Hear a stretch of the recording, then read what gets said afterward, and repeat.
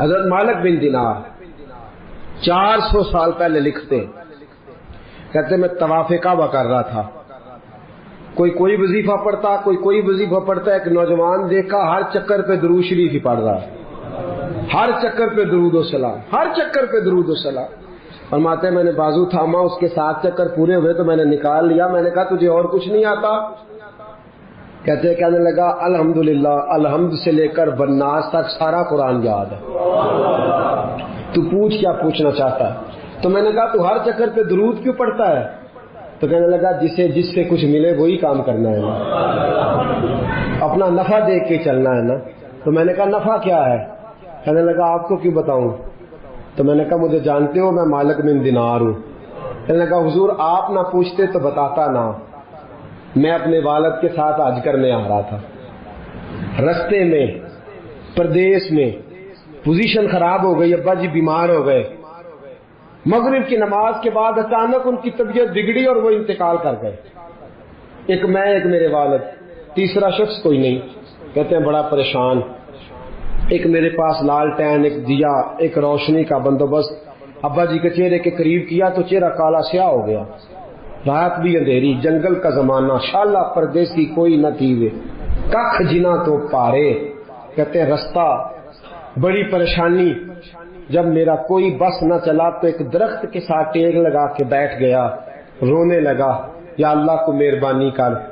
کہتے نظر نیچے تھی تو خوشبو آنے لگ گئی، خوشبو مہکی، ذرا میں نے آنکھ کھلی تو میں نے ایک نور چمکتا دیکھا۔ کہتے ہیں میرے قریب سے کچھ لوگ گزرے، لگا یوں کہ یہ زمین کے باسی نہیں، یہ دنیا کے رہنے والے نہیں۔ 5 لوگ گزرے، 4 ستارے تھے اور درمیان میں ایک آفتاب تھا۔ کہتے وہ گزرے، میرے قریب سے گزرے تو میں کھڑا ہوا، میں نے کہا کہیں جا رہے ہیں، ان کے ارد گرد نور ہی نور۔ کہتے ہیں میں حیران ہوا کہ میرے باپ کی میت کے قریب جا کے وہ کھڑے ہو گئے، ایک نور والے، ایک روشنی والے، ایک خوبصورت مکھڑے والے نے، جو ان 4 کے مجھے سردار لگتے تھے۔ انہوں نے جیسے ہی میرے ابا جی کے چہرے سے نقاب ہٹایا اور پھر انہوں نے میرے والد کے چہرے پہ ہاتھ پھیرا، ظلمت کو ان کے نور نے کافور کر دیا، جس پر پڑی نظر اسے بھی نور کر دیا۔ بعد مرن دے مکھڑا میرا ہو جاوے جے تازہ، سمجھ لینا محبوب میرے نیان پڑھیا جنازہ۔ فرماتے چہرے پہ ہاتھ پھیرا تو میرے باپ کا چہرہ نورون علی نور ہو گیا۔ فرماتے ہیں وہ اوپر کپڑا دے کے دوبارہ پیچھے کی طرف پلٹے تو میں قدموں میں بیٹھ گیا۔ توجہ ہے آپ کی؟ کہتے ہیں میں قدموں میں بیٹھا، میں نے کہا اس پردیش میں، اس دکھ میں، اس تکلیف میں آنے والوں کون ہو؟ کہتے ان میں سے ایک چھوٹے قد والے نورانی چہرے والے بولے، کہنے لگے تو نہیں جانتے میں علی ہوں، یہ عثمان ہے، وہ ابو بکر ہے، یہ عمر ہے، اور تجھے پتہ ہے یہ جو نورانی چہرے والے ہیں یہ اللہ کے محبوب ہیں، مدینے سے آئے ہیں۔ کہا اس غربت میں، تنہائی میں، اس دکھ میں میرے رسول پاک نے پیچھے رخ پھیرا۔ کہتے حضور نے سینے سے لگایا، فرمایا فکر نہ کرنا، سویرے فوجیں آئیں گی جنازہ پڑھنے، سویرے فوجیں آئیں گی، فکر نہ کرنا۔ کہتے میں قدموں سے لپٹ گیا، اتنی بھی جلدی کیا ہے، ذرا ٹھہر جائیے، ساری عمر گزار کے آئی ہے یہ گھڑی۔ میں نے کہا محبوبہ مہربانی فرمائی، کرم نوازی فرمائی، حضور اتنی بندہ نوازی کی آئے ہو تو سونیا بتاؤ تو صحیح، آخر میرے باپ میں کیا ایسا تھا کہ ان دکھوں میں آپ آئے اور آ کے نور علی نور کر گئے، روشنیاں بانٹ گئے۔ میرے مرنے پہ ہر سو شور مچ جائے گا، دیکھو گے کہنے الوداع سرکار خود تشریف لائیں گے۔ کہا اس موقع پہ الوداع کہنے آئے ہو؟ تو فرماتے ہیں حضور نے فرمایا تجھے پتا ہے تیرا باپ ہر لمحہ مجھ پر درود پڑا کرتا تھا، ہر گھڑی سلام بھیجتا تھا، اس نے عمر بھر مجھے بھلایا نہیں، اس نے مجھے نہیں بلایا تو میں اسے کیسے بھول جاتا، اس نے مجھے نہیں بلایا تو میں کیسے بھول۔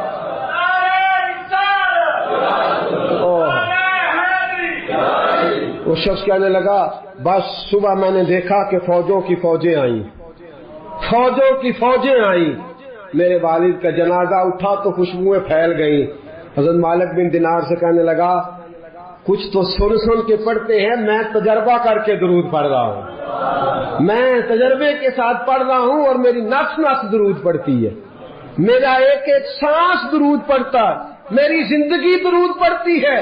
اور کہا مالک مجھے امید ہے کہ میں مر جاؤں گا تو میری قبر سے بھی درود و سلام کی صدائیں آئیں گی، میں وہ سنی ہوں جمیل قادری، مرنے کے بعد میرا لاشا بھی کہے گا صلاۃ و سلام۔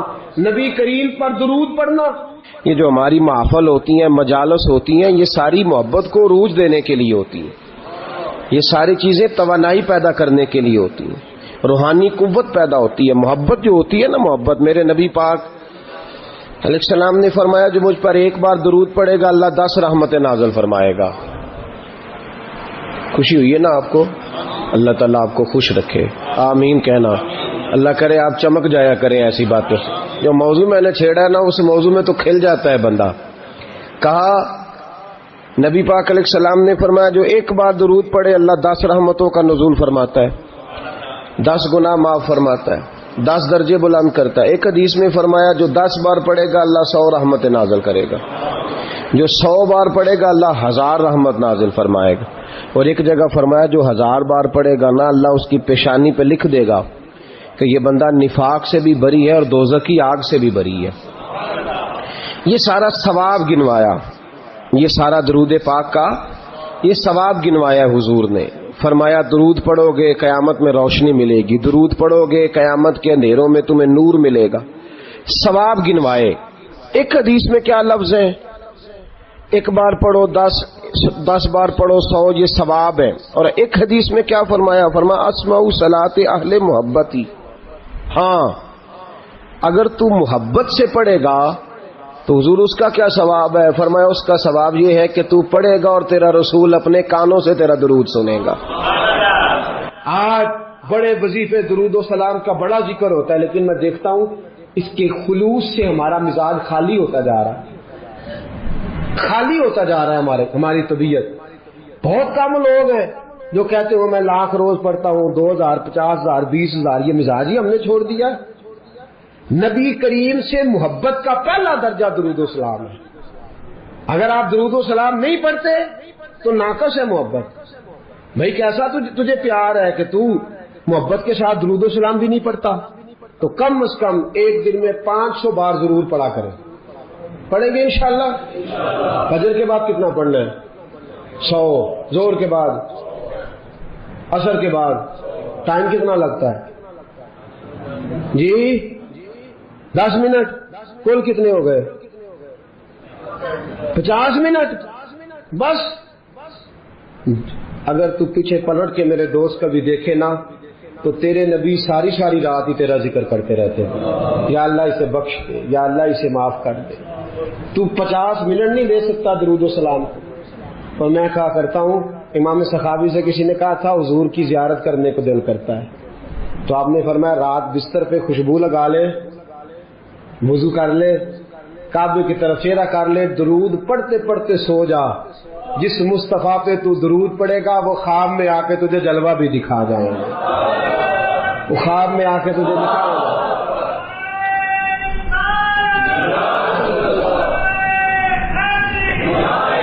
علامہ اسماعیل حقی نے تفسیر روح البیان میں لکھا ہے قیامت کا دن گہبا گہبی کا عالم نفسا نفسی پکارا جا رہا ہے، اعمال کھلنے لگ گئے۔ ایک بندہ ہے گناہ گار ہے، خطا کار ہے، اسی اشعار ہے، بھول گیا، خطائیں ہو گئی، ایمان سلامت لے کے گیا، آیا کرتا تھا مسجد، لیکن کسی گناہ میں بھی الجھ جاتا تھا۔ ہوا یہ کہ معاملہ اتنا بگڑا کہ گناہ زیادہ ہو گئے، نیکیاں کم پڑ گئیں، اعمال تلنے لگے تو یہ کانپنے لگا، نتیجہ یہ نکلا کہ تو فیل ہو گیا ہے۔ فرشتوں نے تھاما، گھسیٹ کر جہنم کی طرف لے جانے لگے۔ حضرت آدم کی نظر پڑ گئی، باپ ہے نا ساری مخلوق کے، باپ کو تکلیف ہوتی ہے، نظر پڑی، حضرت آدم علیہ السلام اس کی طرف نہیں گئے، دوڑے واپس آئے، کہنے لگے یا محمد صلی اللہ، ہر نظر کانپ اٹھے گی محشر کے دن خوف سے، ہر کلیجہ دہل جائے گا، اوڑھ کر کالی کملی وہ آ جائیں گے، سارے محشر کا نقشہ بدل جائے گا۔ کہا یا محمد صلی اللہ، حضور نے کہا اے کل انسانیت کے بعد کیا ہوا؟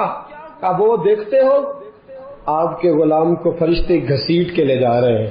جناب آدم بھی جانتے ہیں کہ مصطفیٰ کو کہہ دیا تو حضور دوڑیں گے. حضرت علامہ اسماعیل حقی نے لکھا ہے کہ نبی کریم بھاگتے ہوئے تشریف لے جائیں گے. فرشتوں سے پوچھیں گے کہاں لے جا رہے ہیں؟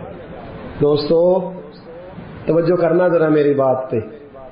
دکھوں میں جو شخص خالی تسلی دے دے اس کی بھی بڑی بات ہوتی ہے.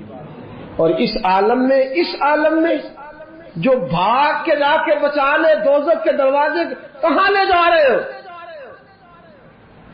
فرشتے کہتے ہیں محبوب اس کے گناہ زیادہ نکلے، نیکیاں تھوڑی ہیں، اعمال تلے ہیں. حضور فرماتے ہیں واپس لاؤ نا، واپس لاؤ نا. واپس لائے، میزان لگ گیا. محبوب نے فرمایا میرے سامنے تولو.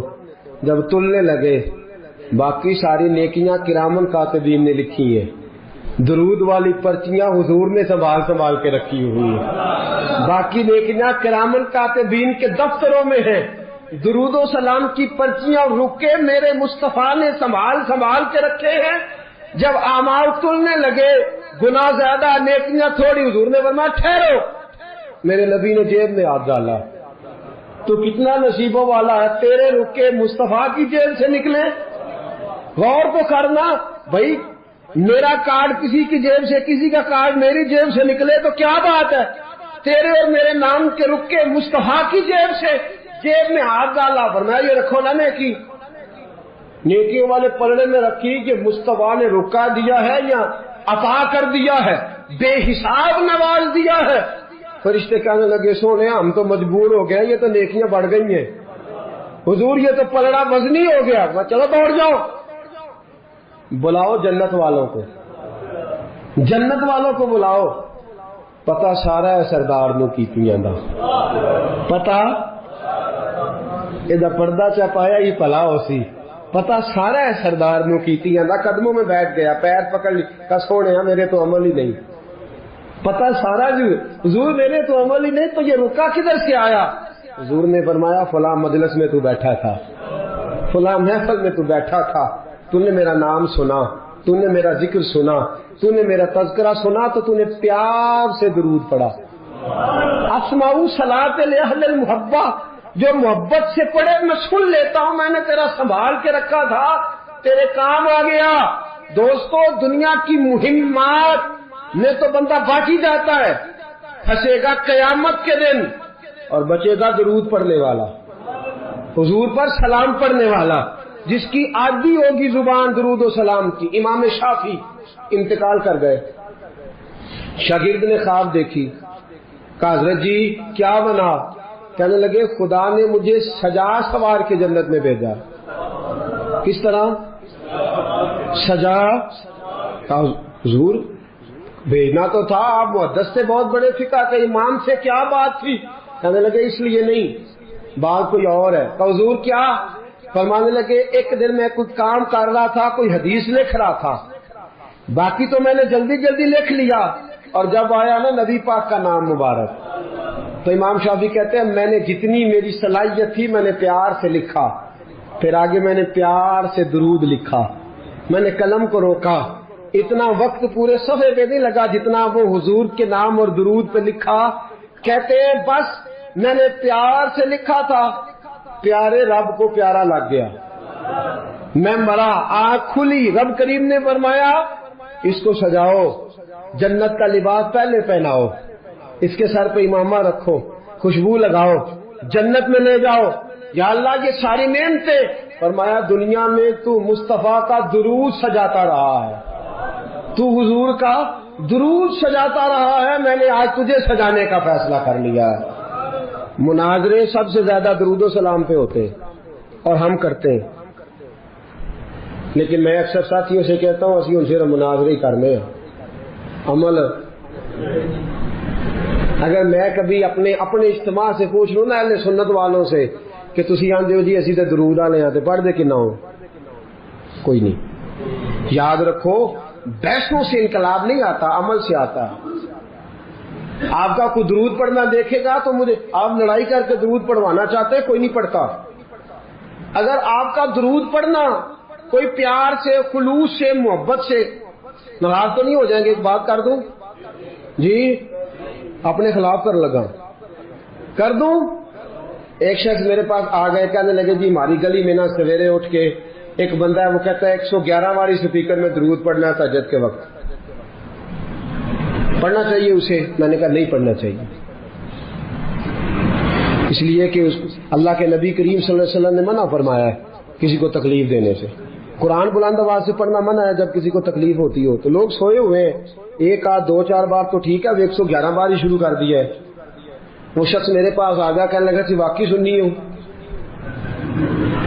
میں نے کہا یار یہ سننی نہ سننی ہونے کا تو نے کون سا رزلٹ نکالا ہے؟ کہتے سن درود ڈاک چھڑے ہے۔ میں کہا تم ہی آنا مسیطے چلیے، 10 بغیر سپیکر تو کنا پڑھنا ہے؟ ناراض تو نہیں ہو جائیں گے آپ؟ میں کہا کلے ہاں اسی 2 میں کسی کو قسم لینی نہیں چاہیے، پر دیانتداری نہ دسی کنا پڑھنا ہے؟ کہندا وہی پڑھنا جڑا سپیکر وچ پڑھنا۔ تو میں کہا پھر اللہ کو ڈرو۔ کیا دیکھیں نا کیا معاملہ ہے کہ کدھر جا رہے ہیں بھائی؟ میرے ہاتھ سپیکر آئے تو میں کہاں جھوم کے پڑھو، تو سارے پڑھو، تو اچھی پڑھو، تو بڑھ تک پڑھو، اور اپنی باری آئے تو۔ اب میں ایک حوالہ دے دوں، بات ختم کروں۔ نبی کریم کی خدمت میں عرض کیا گیا یا رسول اللہ یہ بندہ لمبی نماز پڑھاتا ہے۔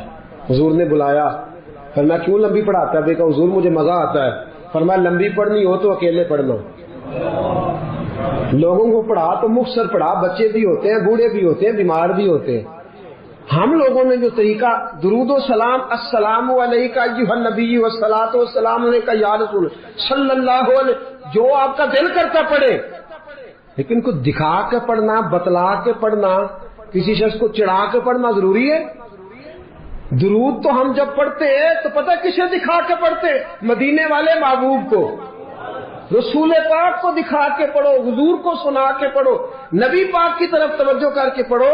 اختلاف درود پہ تو لڑائی نہیں نہ ہونی چاہیے، یہاں تو نہیں نہ ہونی چاہیے۔ تو ساتھیو درود و سلام جم کے پڑھیں، اتنا پڑھیں۔ 3 فائدے ہیں درود پڑھنے کے جو میرے حضرت صاحب نے مجھے بتائے، میں آپ کو بتا دیتا ہوں، بات ختم کرتا ہوں، یاد رکھیں گے آپ انشاءاللہ؟ کتنے فائدے؟ میرے حضرت فرماتے ہیں درود و سلام پڑھنے والے کی زبان میٹھی ہو جاتی ہے۔ کک سوادنی مشری اندر کھنڈا می چک ڈٹیاں، اینا ساریاں گلاں نالوں گلاں سجن دیاں میٹھیاں۔ درود پڑھنے والے کی زبان فرماتے ہیں دل نرم ہو جاتا ہے، یہ میرے صاحب نے مجھے بتایا، دل اور روح پاک ہو جاتی ہے۔ یہ رسول اللہ کا کرم ہے کہ اللہ نے ہمیں ان کی امت میں پیدا فرمایا ہے، یہ کرم ہے، نبی پاک کا صدقہ ہے۔ تو حضور کے احسانات تقاضا کرتے ہیں کہ نبی پاک صلی اللہ علیہ وسلم پر زیادہ سے زیادہ درود و سلام پڑھا جائے۔ پھر درود و سلام اللہ کی رضا بھی ہے، اللہ چاہتا ہے کہ میرے بندے میرے نبی پر درود پڑھے۔ درود و سلام نبی پاک صلی اللہ تعالی علیہ وآلہ وسلم پر اللہ کی رضا بھی ہے، اور خود نبی پاک کی بھی رضا ہے کہ لوگ ان پر درود پڑھیں۔ یہ جو سورہ احزاب کی آیت ہے نا، ان اللہ و ملائکتہ یصلون علی النبی، یہ اس کا شان نزول ذرا دیکھیے گا کیا ہے۔ پہلے تو لوگ مقابلہ کرتے رہے حضور علیہ السلام کے ساتھ، فکری مقابلہ جاری رہا، فکری۔ وہ کہتے تھے نہیں ایک خدا کیسے نظام چلا سکتا ہے، معاذ اللہ، ممکن ہی نہیں، زیادہ لوگوں کی ضرورت ہے، بت یہ وہ باتیں ہوتی تھی۔ پھر جب فکری اور علمی جگہ پہ ناکام ہو گئے تو پھر انہوں نے تلوار کی جنگ لڑنی شروع کر دی۔ بدر میں تلواریں لے کے آ گئے، احد میں تلواریں لے کے آ گئے۔ جب وہاں بھی ناکام ہوئے تو شخصی اعتراض، جب کوئی بندہ کسی شخص کی قوت کا، طاقت کا، علم کا جواب نہیں نہ دے سکتا، پھر وہ شخصی اعتراض کرتا ہے کہ انجدہ ہے تو بندہ ہی نہیں ٹھیک۔ اب یہ کیا ہے؟ شخصی اعتراض وہ لوگ کرتے ہیں جو بڑے نچلے طبقے کے لوگ ہوتے ہیں، چھوٹے ذہن کے لوگ، کسی کی ذات پر اعتراض کرنا، اس کی شخصیت کو مورد الزام ٹھہرانا، یہ چھوٹے لوگوں کی بات ہے، چھوٹے لوگوں کی۔ جب کسی شخص کو آپ چھوٹی بات کرتے دیکھیں نا تو سمجھے خود ہی بڑا چھوٹا ہے، جو بڑی بات کرنے والا ہوتا ہے وہ بندہ بڑا ہوتا ہے۔ کفار مکہ نے کیا کیا؟ شخصی اعتراض شروع کر دیے، نبی پاک پہ معاذ اللہ استغفر اللہ الزام لگانے شروع کر دیے۔ اب میں ان الزامات کی طرف نہیں جاتا، وہ درد کا ایک معاملہ ہے، وہاں اگر بات چھڑی جائے تو بڑی تکلیف دہ مسئلہ ہے۔ ایک بات صرف کرتا ہوں، ایک سب سے بڑا الزام یہ لگاتے تھے کہ حضور کی تو اولاد ہی کوئی نہیں، معاذ اللہ استغفر اللہ۔ پھر ایک بہت بڑا الزام یہ لگاتے تھے کہ انہوں نے 11 نکاح کیے ہیں، صرف 2 بیویوں سے اولاد ہوئی ہے، باقی جگہ پہ تو معاملہ ہی کوئی نہیں۔ پھر جب نبی پاک صلی اللہ علیہ وسلم نے کچھ مال غنیمت 5واں حصہ حضور کا تھا، تو وہ مال غنیمت کا 5واں حصہ حضور اپنے پاس رکھنے لگے، اس میں سے حضور نوازتے تھے غریبوں کو، مسکینوں کو، کہنے لگے پیسے آنے لگے ہیں تو انہوں نے بھی سمیٹنے شروع کر لیے۔ تو معاذ اللہ یہ الزامات، اب شخصی اعتراضات، ذات پر جب تنقید ہونے لگی تو حضور پریشان ہوئے۔ عام عزت دار آدمی کے بارے میں بھی کوئی شخص بات کرے تو اسے تکلیف ہوتی ہے۔ کائنات میں سب سے زیادہ عزتیں اللہ نے میرے نبی کو عطا فرمائی ہیں، کل کائنات کی عزتوں کے وارث رسول پاک ہے۔ ایک کونے میں مسجد نبی کے کونے میں روایت کے راوی حضرت ابو ہریرہ ہے، کہتے ہیں دونوں گھٹنوں کے اوپر یوں بازو لگا کے ان کے اندر سر رکھ کے حضور تشریف فرما ہے، مقدس آنکھوں میں آنسو کونے میں، اور نبی پاک نے جب چہرہ اٹھایا تو داڑھی مبارک سے آنسوؤں کے قطرے گرنے لگے۔ حضور کیا ہوا؟ کہا ابو ہریرہ دیکھ تو صحیح، کل یہ مجھے صادق اور امین کہتے تھے، کل یہ میرے نام کی مالا جپتے تھے، آج یہ مجھ پہ الزام لگانے لگے ہیں، ابھی جملے پورے ادا نہیں ہوئے۔